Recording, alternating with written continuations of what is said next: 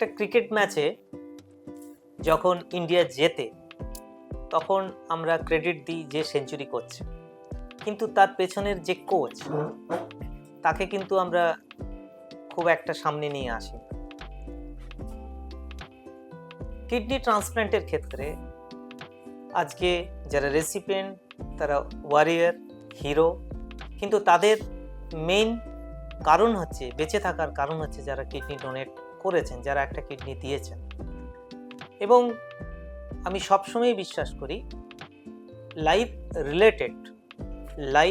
Related kidney ডোনেশনটাই ভারতবর্ষের মূলনীতি হওয়া উচিত, সারা দেশের মূলনীতি হওয়া উচিত, অথবা ক্যাডাভারিক কিডনি ট্রান্সপ্ল্যান্ট আর অর্গান ডোনেশন।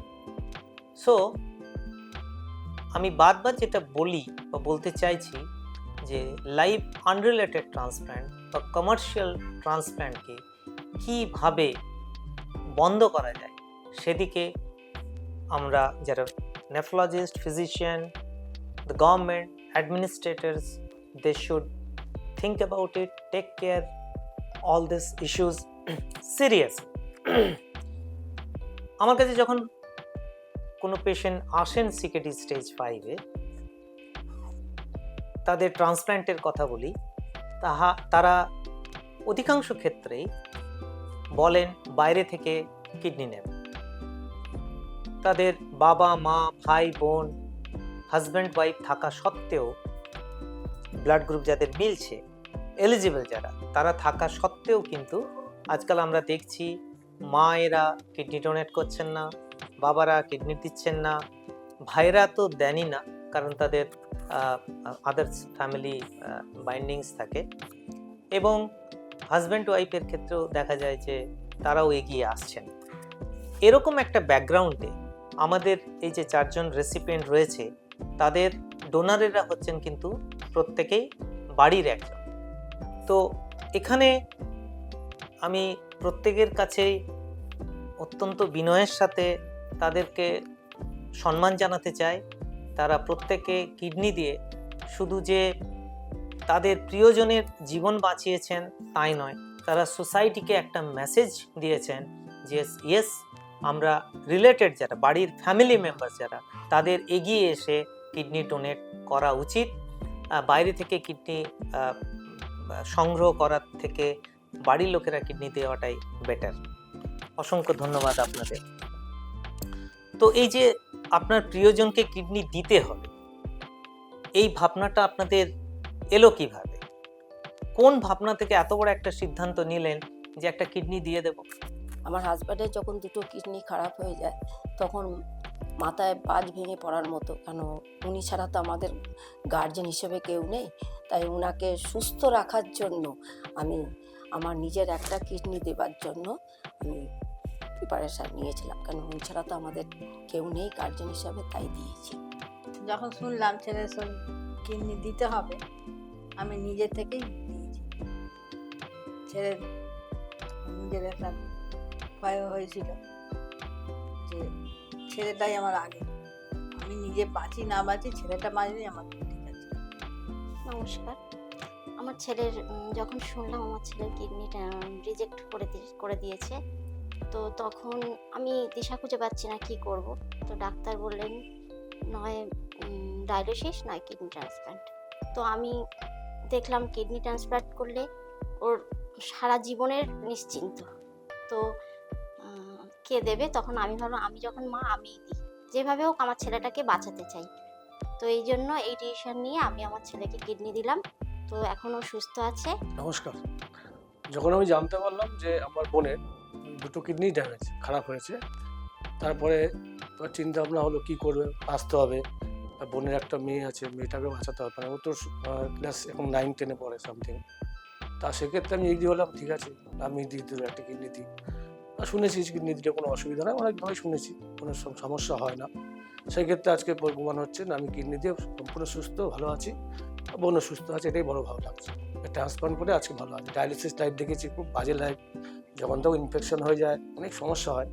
আমি নিজের কাছ থেকেই দেখেছি, সেক্ষেত্রে যে বেটার, ও ভালো আছে, আমিও ভালো আছি। ঠিক আছে, কিডনি দিয়ে আমি সুস্থ হব। একটা কিডনি ডোনেশন করাটা কতটা সহজ? কিডনি ডোনেট কি সবাই করতে পারে?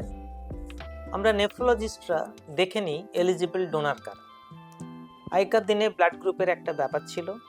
তো ব্লাড গ্রুপে কম্প্যাটেবল ব্লাড গ্রুপ একটা জিনিস, ইনকম্প্যাটেবল এবিও ইনকম্প্যাটেবল ব্লাড গ্রুপেও কিন্তু ট্রান্সপ্ল্যান্ট হয়, সাকসেসফুল ট্রান্সপ্ল্যান্ট হয়, পেশেন্টরা ভালো থাকেন।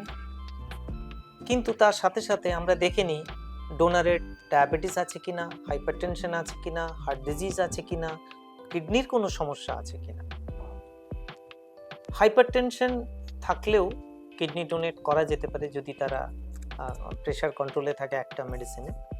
আজকাল ডায়াবেটিক ডোনারও নেওয়া হচ্ছে, অ্যান্ড প্রবাবলি তার কারণ হচ্ছে যে আমাদের যে কিডনি ট্রান্সপ্ল্যান্ট রিকোয়ারমেন্ট, যেটা কিডনি ডিজিজের পেশেন্টের সংখ্যা এত বেশি যে সেই সংখ্যায়, সেই তুলনায় ডোনার পুল খুব কম। So we are trying to basically increase the donor pool. আর কে কে কিডনি ডোনেট করতে পারে? অনেক সময় একটা সময় ছিল যেখানে মা কিডনি দিতে চাইছেন, বাবা কিডনি দিতে চাইছেন, হাজব্যান্ড ওয়াইফ কিডনি দিতে চাইছেন, কিন্তু তার ডায়াবেটিস বলে আমরা কিডনি নিতাম না। কিন্তু এখন স্টাডিতে দেখা গেছে যে যারা ডোনার, যারা ডায়াবেটিক, তারা কিডনি ডোনেট করলেও কিন্তু ভালো থাকছেন। এটা এখনও কিন্তু খুব এস্টাবলিশড প্র্যাকটিস হয়ে ওঠেনি, রেকমেন্ডেশনের মধ্যে এখনও আসেনি, এবং legally it has not been established.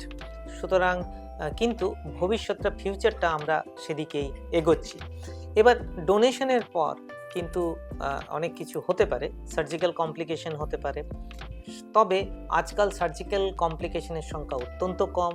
Laparoscopic donor nephrectomy হচ্ছে, রোবোটিক হচ্ছে। রোবোটিকে খরচ বেশি কিন্তু কমপ্লিকেশন অনেক কম, ল্যাপারোস্কোপিকের থেকেও কম।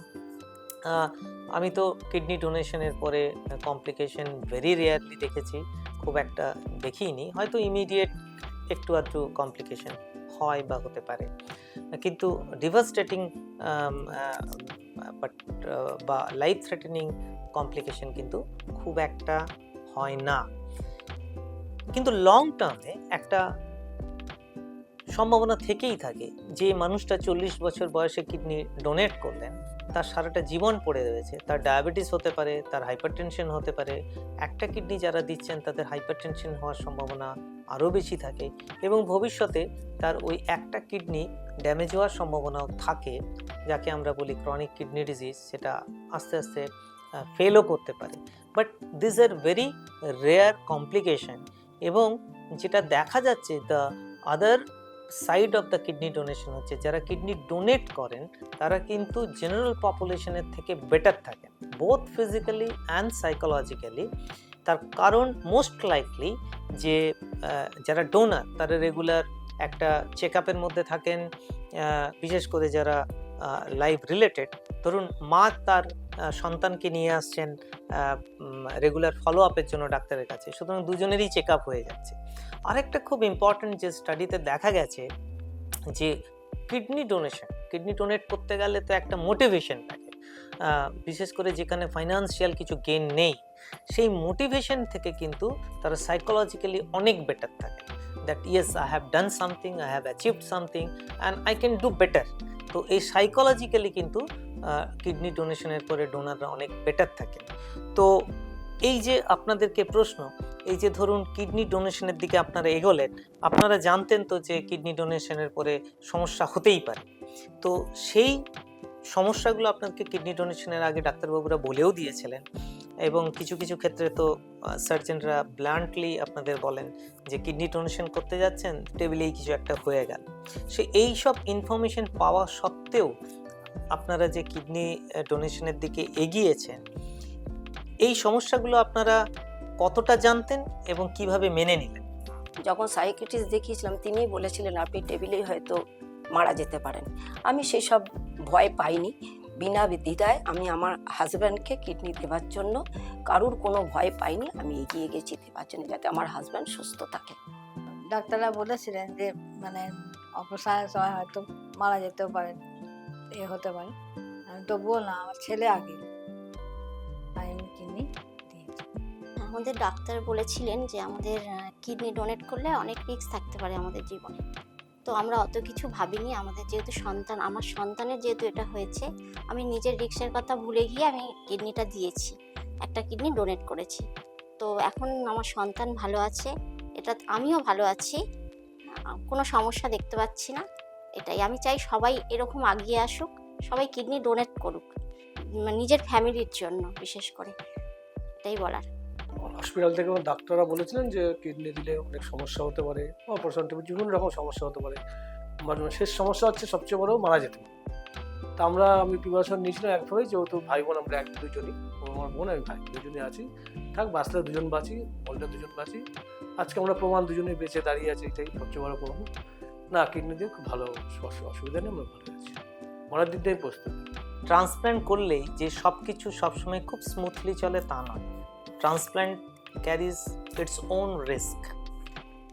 ট্রান্সপ্ল্যান্ট করার পর রিজেকশন হতে পারে, অনেক সময় টেবলে রিজেকশন হতে পারে যেটাকে আমরা বলি হাইপার অ্যাকিউট রিজেকশন, অথবা কয়েকদিন পরে রিজেকশন হতে পারে, লেট রিজেকশনও হতে পারে। ট্রান্সপ্ল্যান্ট করার পর সার্জিক্যাল কমপ্লিকেশন হতে পারে, যখন আর্টারির সাথে আর্টারি জুড়ে দেওয়া হয়, ভেনের সাথে ভেন জোড়া হয়, সেখানেও সমস্যা হতে পারে। সেটা ইমিডিয়েট হতে পারে, আবার কিছুদিন পরেও হতে পারে। ইনফেকশন অত্যন্ত একটি গুরুত্বপূর্ণ কমপ্লিকেশন ট্রান্সপ্ল্যান্টের পরে।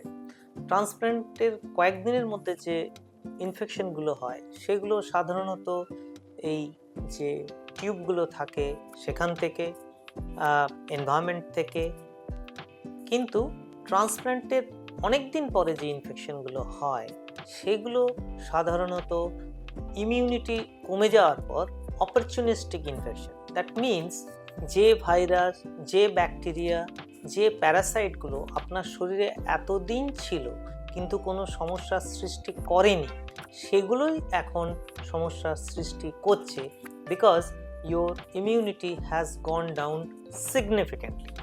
তো এই ইনফেকশনগুলোর মনিটরিং অত্যন্ত জরুরি, যাতে আর্লি স্টেজে ধরা পড়ে, এবং ধরা পড়ার পর অ্যাগ্রেসিভলি ট্রিটমেন্ট করলে কিন্তু এগুলো সারিয়ে দেওয়া যায়। সুতরাং ইনফেকশন একটা গুরুত্বপূর্ণ aspect of kidney transplant patients, যেখানে it carries high risk of life and transplant kidney. Transplant কিডনিতেও কিন্তু ইনফেকশন হতে পারে। এছাড়া অনেক পেশেন্টের কিন্তু ট্রান্সপ্ল্যান্টের আগে ডায়াবেটিস ছিল না, কিন্তু তারপরে ডায়াবেটিসও হতে পারে, সুগার হতে পারে। ট্রান্সপ্ল্যান্টের অনেক বছর পর কিন্তু ক্যান্সার হওয়ার একটা সম্ভাবনা থাকে। জেনারেল পপুলেশনে ক্যান্সার হওয়ার মাত্রা যতটা, ট্রান্সপ্ল্যান্ট পেশেন্টদের অনেক বছর পর, আফটার ফিউ ডিকেডস, কিন্তু ক্যান্সার হওয়ার সম্ভাবনা অনেকটা বেশি থাকে। তো এগুলো হচ্ছে ট্রান্সপ্ল্যান্টের ডাউন সাইড। তো আমি আপনাদেরকে জিজ্ঞেস করব যে আপনাদের ট্রান্সপ্ল্যান্টের আগে এই কমপ্লিকেশনগুলো বোঝানো হয়েছিল, তা সত্ত্বেও আপনারা এগিয়ে গিয়েছেন। তো আপনাদের কি মনে কখনো ভয় ছিল না কিডনি রিজেক্ট করতে পারে, ইনফেকশন হতে পারে, সার্জিক্যাল কমপ্লিকেশন হতে পারে? তো ট্রান্সপ্ল্যান্টের সময়ে বা তার আগে আপনাদের মানসিক কি পরিস্থিতি ছিল এই সমস্যাগুলো নিয়ে, এবং ট্রান্সপ্ল্যান্টের এতদিন পরে আপনাদের যে ইনফেকশন হয়েছে কি হয়নি, রিজেকশন হয়েছে কি হয়নি, এই নিয়ে কয়েকটা কথা বলুন। ট্রান্সপ্লান্ট হওয়ার পরে আমার মোটামুটি আমি ঠিকই ছিলাম, শারীরিক কোনো অসুবিধা হয়নি। কিন্তু আমার কিছু কাজের জন্যে হয়তো আমার একটা ফ্ল্যাটে রিনোভেশন চলছিল, যার ফলে কি হঠাৎ করে আমার লাংস ইনফেকশন হয়ে গেছিলো, এবং তার জন্যে আমি কনসালটেন্ট যে আমার নেফ্রোলজিস্ট আছেন ওনার সাথে পরামর্শ করি, এবং উনি ইমিডিয়েট অ্যাডমিশনের কথা বলেন। আমি ভর্তি হয়েছিলাম এবং তার যথাযথ ট্রিটমেন্ট হয়, আমি আস্তে আস্তে সেরে উঠি, ভালো হয়ে যায়, সুস্থ হয়ে যায়। কিন্তু এই প্রতিবন্ধকতা নানা রকম থেকে যায়, যে আমাকে অনেক কিছু প্রিকশন নিতে পারে, মাস্ক পরে যেতে হতে পারে বাইরে সবসময়, এবং লাঞ্চটাকে বাঁচাতে হবে, এবং কোনো রকম ইনফেকশন যাতে না হয় সেটা আমাকে সম্পূর্ণভাবে খেয়াল রাখতে হয়। এইভাবেই আমি সুস্থভাবে চলছি। ট্রান্সপ্ল্যান্টের আগে আমাদের অনেক কিছু বলা হয়েছে যে হাইজিন মেনটেন করতে হবে, বাইরে বেরোলে মাস্ক পরতে হবে, বাইরের খাওয়া দাওয়া অ্যাভয়েড করতে হবে, একটু বাড়ির খাওয়া দাওয়ার উপর বেশি জোর দিতে হবে। তো ট্রান্সপ্ল্যান্টের পর এগুলো অনেক রিস্কও ছিল, যদি বাইরের খাওয়া হয়, বেশি ধুলোবালিতে যাওয়া হয়, তাতে আমাদের ইনফেকশনের চান্স হতে পারে, বা ইনফেকশন এরিয়া এড়ানো মানে আমাদের এড়িয়ে চলার জন্য বলা হয়েছে। তো এই সকল জানা সত্ত্বেও আমি ট্রান্সপ্ল্যান্ট করিয়েছি, কারণ কি আমি নিজেকে সেইভাবে তৈরি করেছি, আর ভবিষ্যতে যাতে আমার কোনো রকম ইনফেকশন না হয়, আমি যাতে হাইজিন মেনটেন করতে পারি, সেটা নিজেকে সেইভাবে প্রিপারেশন তৈরি করেছি নিজের মধ্যে, যাতে আমার কোনো রকম ভবিষ্যতে প্রবলেম না হয় আর ইনফেকশন থেকে আমরা দূরে থাকতে পারি। ট্রান্সপ্ল্যান্টের আগে বলা হয়েছিল আমাদেরকে যে কী কী প্রিকশন নিতে হবে, ট্রান্সপ্ল্যান্টের পরে হাইজিন মেনটেন করে চলতে হবে, বাইরের খাওয়া চলবে না, পুরোপুরি পিওরলি ফ্রেশ খাবার খেতে হবে। তো আমাদের এখনও পর্যন্ত কোনো ইনফেকশন হয়নি, তো রিজেকশন তো দূরের কথা, এখনও কিছুই হয়নি। তো আমরা নিজেদেরকে ওরকম হাইজিন মেনটেন করেই রাখছি, এবং যে কোনো যে বাইরে বেরালে অলওয়েজ মাস্ক নিতেই হচ্ছে এবং নিয়েই যাচ্ছে, এবং আগামীকালও নেব। তো তাই জন্য আমাদেরকে সেইভাবে মেনটেন করতে হয়, যাতে আমাদের ইন ফিউচার রিজেকশন না হয় আর কোনো ইনফেকশন যাতে আমাদের শরীরে প্রবেশ না করতে পারে। তাই নিজেকে ঠিক রাখাই একান্ত কাম্য। ট্রান্সপ্ল্যান্টের আগে আমাদের মোটামুটি সবই জানিয়ে দেওয়া হয়েছিল যে কীভাবে লাইফস্টাইল কীভাবে চলতে হবে, কীভাবে থাকতে হবে, কীভাবে প্রিকশন নিয়ে আমাদের চলতে হবে। তা আমরা সেইভাবে ট্রান্সপ্ল্যান্টের পর এখন আমাদের কোনো ইনফেকশন বা রিজেকশন আমার কিছুই হয়নি। আমি সেইভাবে মেনটেন করে চলি। জলটা প্রচুর পরিমাণে খেতে বলেছিলেন ডক্টর, যেভাবে সেই পরিমাণ মতনই খাই। রাস্তায় বেরোলে মাস্ক ইউজ করা, ধুলোবালি জায়গায় না যাওয়া, ইনফেকশন এরিয়া থেকে দূরে থাকা, এই সমস্ত কিছু মেনটেন করি বা করবো বা ভেবে নিয়ে এগিয়েছি ট্রান্সপ্ল্যান্টে। কিডনি ডোনেশনের পর আমাদের ডাক্তারদের মধ্যে একটা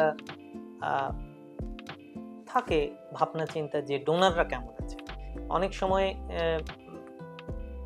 আমরা ডাক্তাররা ট্রান্সপ্ল্যান্ট রেসিপিয়েন্ট যারা, তাদের উপরেই বেশি নজর দিই, কিন্তু ডোনারের উপরেও একটা নজর দেওয়া অত্যন্ত জরুরি।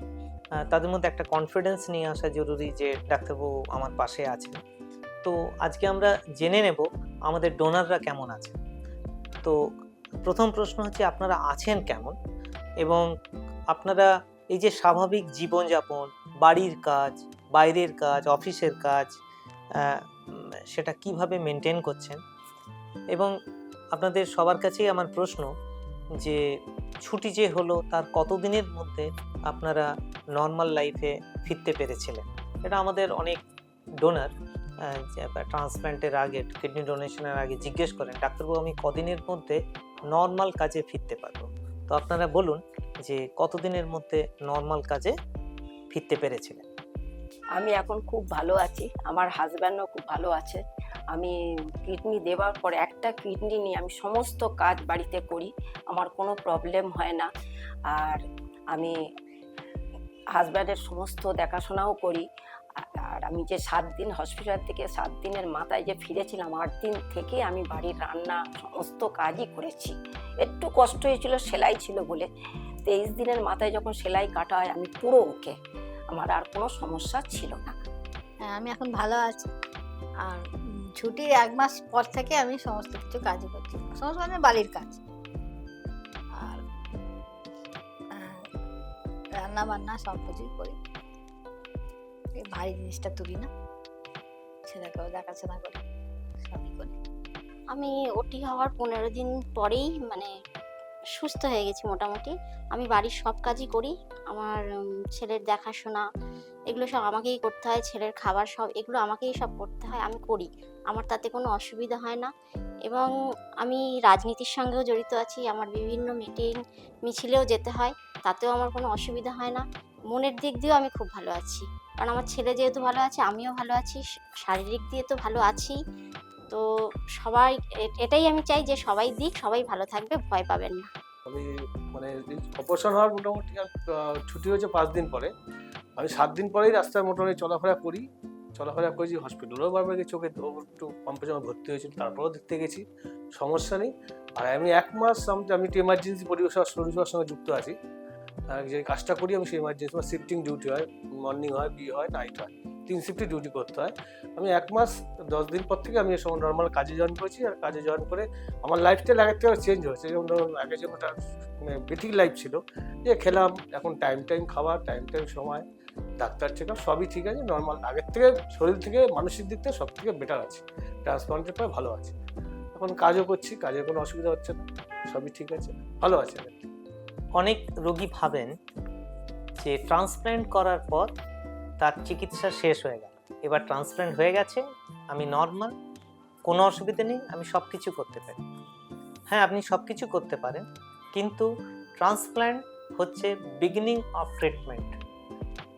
ট্রান্সপ্ল্যান্টের দিন থেকে নতুন জীবন শুরু হলো, নতুন চিকিৎসা শুরু হলো, এবং এতদিন ধরে যদি আপনি আপনার চিকিৎসায় কোনো রকম গাফিলতি করে থাকেন, ট্রান্সপ্ল্যান্টের পরে এক মুহূর্তের জন্য কোনো রকম গাফিলতি চলবে না। একটা ছোট্ট ভুলে আপনার কিডনি নষ্ট হতে পারে, আপনার জীবন রিস্ক থাকতে পারে।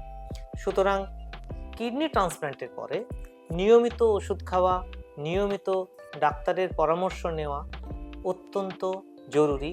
And don't ignore any symptoms or any problem, whatever is, consult your doctor. ট্রান্সপ্লান্টের পরে আমাদের নিয়মিত চেক আপ এবং ফলো আপ করতে হয়, কারণ ট্রান্সপ্লান্ট হয়ে গেলেই সব কিছু শেষ হয়ে গেল। ট্রান্সপ্লান্টের পরে যে ওষুধগুলো আমাদের ফিজিশিয়ানরা প্রেসক্রাইব করে দেন, সেগুলো নিয়মিত না খেলে এবং রেগুলার ফলো আপ না করলে, রেগুলার ইন্টারভ্যালসে যে ফলো আপটা না করলে আমাদের শরীরের যে মনিটরিং, সেই মনিটরিংটা যথাযথভাবে হয় না। যেরকম আমার ব্লাড প্রেশার কীরকম আছে, আমার ওয়েট কীরকম আছে, এবং আমার অন্যান্য মেটাবলিক সিস্টেমগুলো কীভাবে চলছে, সেই পরিপ্রেক্ষিতে ডাক্তারবাবু ওষুধগুলো নির্ধারিত করেন এবং আমাদের সেই ওষুধগুলো সময় মতন সঠিকভাবে খেয়ে যেতে হয়। কোনো ওষুধই যদি আমরা স্কিপ করে যাই, সঙ্গে সঙ্গে আমরা সেটা আবার নিয়ে নিই, কারণ যদি মনেও না থাকে, সেই মুহূর্তে হয়তো মনে থাকলো না, পরের মুহূর্তে আমরা মনে পড়লেই সঙ্গে সঙ্গে নিয়ে নিই। এটা যদিও খুব রেয়ার, হয় না, স্কিপ করে না, কারণ হচ্ছে আমরা ওষুধগুলো মানে প্রেসক্রিপশান যেইভাবে সেট আপ করা থাকে সেইভাবে একটা ছোট কন্টেনারের মধ্যে আমরা প্রত্যেকটা ওষুধ কেটে কেটে নিই, তারপরে সেগুলো খাই, সেইভাবে টাইমিংসগুলো আমরা মেনটেন করি। সুতরাং এইভাবে আমাদের ফলো আপ করতে হয়, না ফলো আপ করলে আমাদের সমূহ বিপদ হতে পারে। ট্রান্সপ্লান্টের পরে আমি ট্রান্সপ্লান্টের পরে নিয়মিত অফিস করেছি এবং ডেস্ক জবই বেশি ছিল আমার, আর আমি হোমে ছিলাম, তো যার ফলে আমাকে একটু এক্সট্রা ওয়ার্কলোড নিতে হতো, কিন্তু আমার কোনো অসুবিধা হয়নি। আমার নিজস্ব ঘর ছিল আলাদা এবং আমি হাইজিন খুব ভালোভাবে মেনটেন করতাম, সেইভাবেই আমি অফিসটা চালিয়ে গেছি। বাড়ির কাজও এসে যথারীত করেছি এবং পার্সোনাল হাইজিনটা সবসময় নজরে রাখতাম, যার ফলে আমার কোনো প্রবলেম হয়নি।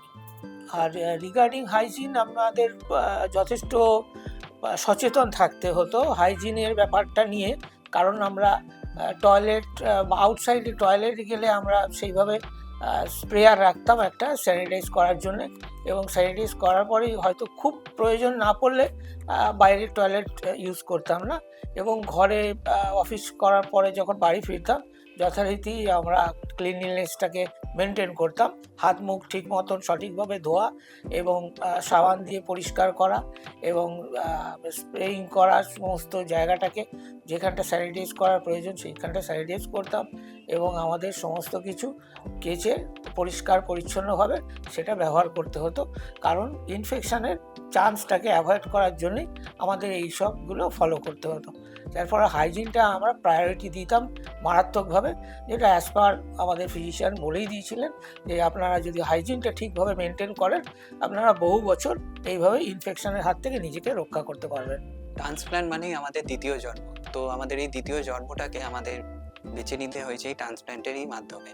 তো ট্রান্সপ্ল্যান্টের পরে কিছু নিয়ম থাকে, কিছু ওষুধ থাকে যেগুলো আমাদের নিয়মিত খেতে হয়, যেটা আমাদের ডাক্তার দ্বারা বলা থাকে, প্রেসক্রিপশানে বলা হয়ে থাকে। তো এই নিয়মিত ওষুধগুলো টাইমে খাওয়া খুবই জরুরি।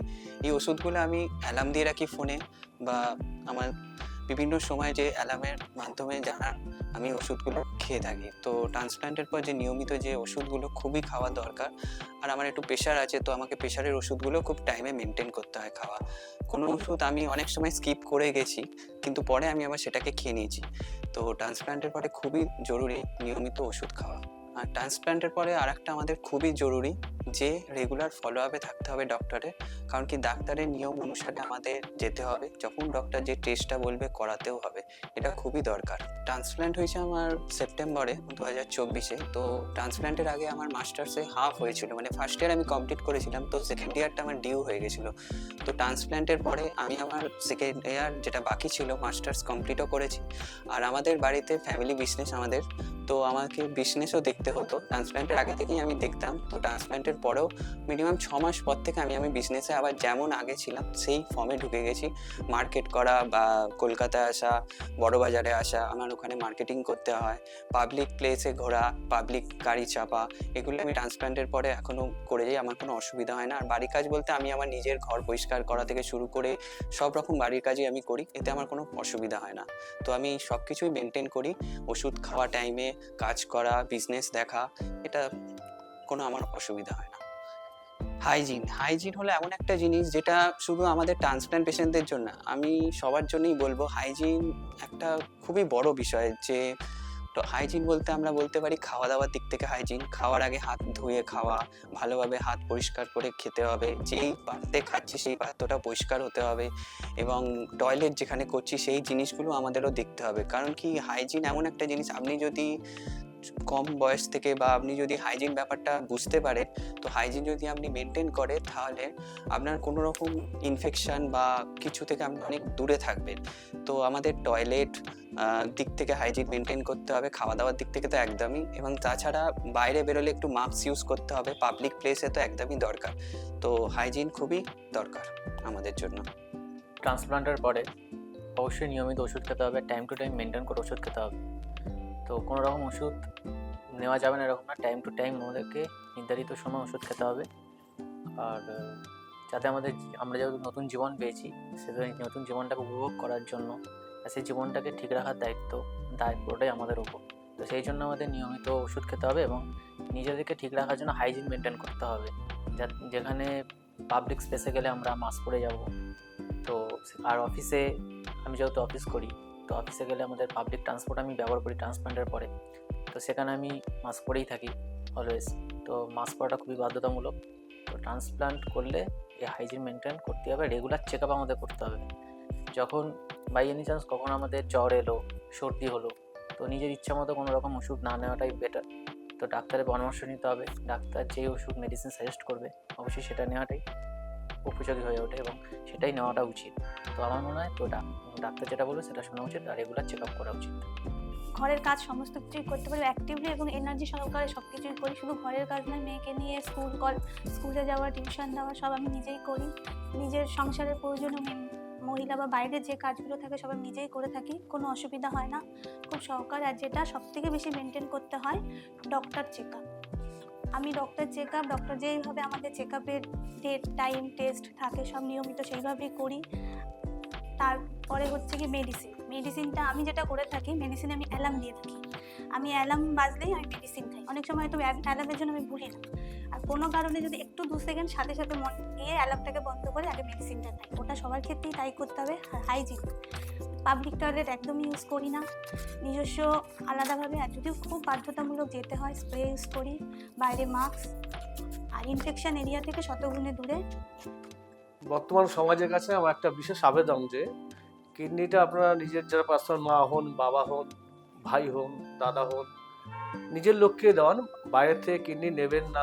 সমাজের কাছে আমার আবেদন যে আপনারা কিডনি দেওয়ার জন্য এগিয়ে আসুন, বিশেষ করে বাড়ির লোকরা এগিয়ে আসুন, নিজেদের লোককে দিন, কোনো অসুবিধা নেই তাতে। আমরা দিয়েছি, আমরা জানি, আমি সেই কারণেই আপনাদেরকে জানাচ্ছি আপনারাও এগিয়ে আসুন। কিডনি দেওয়াটা ভালো জিনিস, একজনের প্রাণটা বাঁচবে। এর কাছে আমার আবেদন, কিডনি নিজেদের লোকেদের নিজেদের মধ্যে দেওয়াই ভালো, তাতে ভালো হয় লোকের। সমাজের কাছে আবেদন যে বাইরের লোকের থেকে কিডনি না নিয়ে নিজেদের লোকের মধ্যে কিডনি দিলে খুব ভালো হয়, সুস্থ থাকে, যে দেয় সেও সুস্থ থাকে আর যে নেয় সেও ভালো থাকে। এখানে আমি সবার কাছে অনুরোধ করছি যে নিজেদের মধ্যে যেন কারোর কিছু ক্ষতি হলে, কিডনি নষ্ট হলে যেন নিজেদের লোকই দিতে সক্ষম হন বিনা ভয়ে। ট্রান্সপ্লান্ট অনেক অর্থেই সঠিক এবং সেফ, রাদার দেন ডায়ালিসিস, কারণ ডায়ালিসিসে অনেক কমপ্লিকেশান পরবর্তীকালে হতে পারে, এবং যেটা ট্রান্সপ্ল্যান্ট করার পরে আমরা যদি সঠিকভাবে ওষুধপত্র খেয়ে থাকি এবং নিয়মিত ফলো আপ করাই, তাহলে আমাদের সেই ভয়টা থাকে না। কিন্তু ডায়ালিসিসে দীর্ঘদিন করার পরে সেই ডায়ালিসিসের ফলস্বরূপ আমাদের শরীর আস্তে আস্তে ভেঙে যেতে পারে এবং আমাদের কোয়ালিটি অফ লাইফ অনেক কমে যেতে পারে, এবং লাইফ স্প্যান ডায়ালিসিসে খুবই কম, যার ফলে ট্রান্সপ্ল্যান্টের মাধ্যমে আমাদের কোয়ালিটি অফ লাইফটা আমরা অনেক এনহ্যান্সড করতে পারি, অনেক বাড়িয়ে নিতে পারি, এবং আমাদের লাইফের যে টেনিউয়ারটা অনেকটা বেড়ে যেতে পারে, এবং আমরা দীর্ঘ সময় ধরে আমরা নিজের জীবনটাকে উপভোগ করতে পারি, যেটা ডায়ালিসিসে কখনোই সম্ভব হয় না। আমি সমাজের কাছে একটাই মেসেজ করব যে ট্রান্সপ্ল্যান্ট খুবই ভালো, আর এটা করা খুবই দরকার, বেটার দ্যান ডায়ালিসিস। আমি সমাজের কাছে একটাই বার্তা দিতে চাই, ট্রান্সপ্লান্ট করালে মানুষ সুস্থ থাকে, যেমন আমিও আছি। তো আমরা অনেক ভালো থাকতে পারি, সারা জীবনটাই আমরা ঠিকমতো থাকতে পারি এবং লাইফস্টাইলটা উপভোগ করতে পারি, আমাদের জীবনধারণটা মান পাল্টাতে পারি, যেটা ডায়ালিসিসের সময় হচ্ছিল। আমাদের অনেক কমপ্লিকেশান হতো, কনভেনশনাল প্রবলেম হয়েছিল আমার। তো এই সব জিনিসগুলোকে আর হয় না। ট্রান্সপ্লান্টের পরে অবশ্যই অনেক বেটার থাকা যায়, নতুন জীবনকে উপভোগ করা যায়। তো ট্রান্সপ্লান্ট যারা ভাবছেন যে ট্রান্সপ্লান্ট করাবেন কি করাবেন না, এখনও পর্যন্ত দ্বিধাবোধ করছেন, তো আমি বলতে চাই যে ট্রান্সপ্লান্ট অবশ্যই করান। তাতে নিজেকে অনেক বেটার মনে হবে, অনেক ইমপ্রুভমেন্ট পাবেন লাইফে, ডায়ালিসিসের থেকে অনেক বেশি। তো ট্রান্সপ্লান্ট করানোটাই আপনাদের উচিত, এটা আমার মনে হয়।